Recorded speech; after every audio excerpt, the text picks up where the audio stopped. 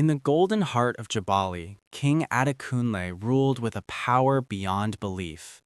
His palace walls shimmered like 1,000 suns, blinding every traveler who passed by. No man in the land knew where such vast and endless riches truly originated. Zainab was a woman of quiet strength who became the bride of this king.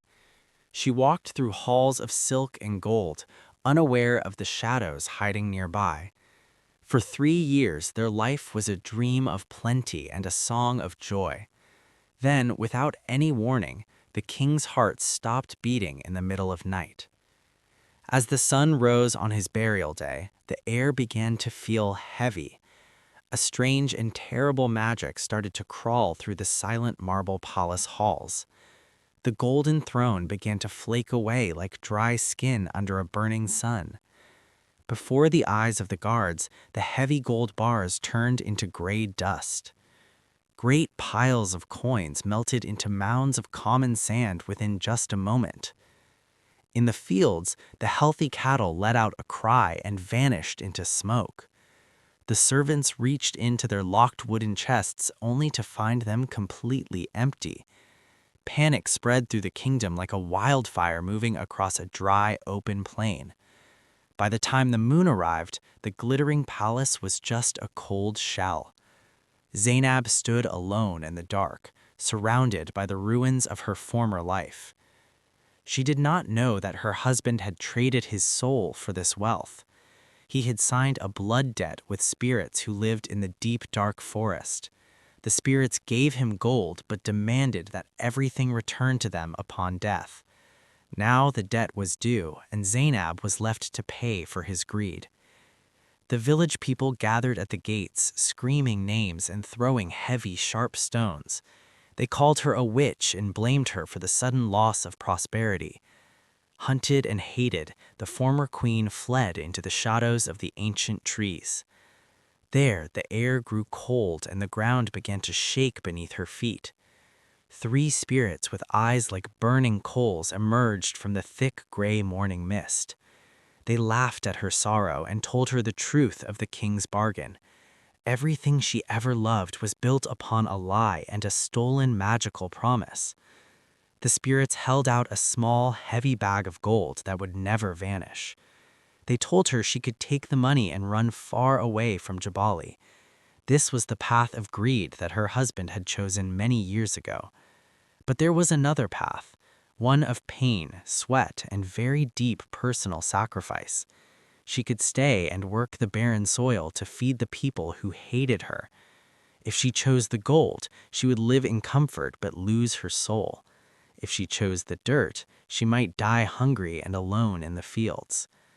Zainab looked at the gold and then looked back at her broken, dying home. She remembered the faces of the hungry children living in the dusty village streets. With a steady hand, she pushed the bag of spirit gold back toward them. "I will not build a life on lies and blood," she whispered very softly. The spirits roared in anger and the forest turned black around her small frame. She returned to the village, ignoring the insults and the many cruel, angry looks. She took a simple tool and began to dig in the hard, dry earth. Day after day, she worked until her hands were raw and stained with blood. She planted seeds in the dust and prayed for mercy she did not expect. The people watched her from a distance, wondering why the queen was now working. Slowly, one by one, the villagers came out to join her in the fields. They saw her dignity and realized that she was not the cause of the curse. Then a miracle happened that no person in the kingdom could ever have imagined. Where her blood touched the ground, green shoots began to rise with great speed. These were not plants of magic, but life that came from her honest work. The spirits appeared one last time, watching from the edge of the tall trees. They realized they could not take what was earned through sweat and true love. The blood covenant was broken because Zainab had chosen the path of the heart. The old palace did not turn back into gold, but into something much better. It became a place of healing where the doors were always open to everyone.